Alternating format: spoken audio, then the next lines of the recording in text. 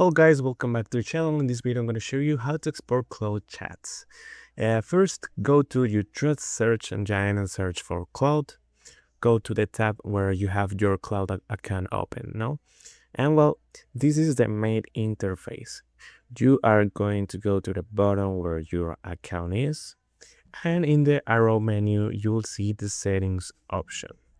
Once you are in that section, you just click on the privacy. Once you are there, scroll down and you'll see an option that says export data. Click on export data, and here we briefly explain what this function does. It says a download link will be sent to your email address and the link expires in 24 hours. You can export your conversations, all of them, the last 30 days, the last 90 days, or customize what you want to do. In this case, you can select a custom date range. I'm going to use the date range option for our demonstrations.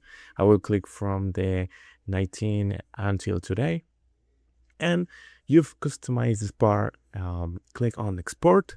Once you've clicked export, we are going to check our email.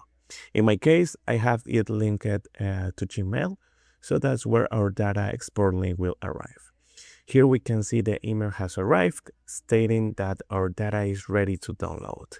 Simply click on download data and wait for it to download.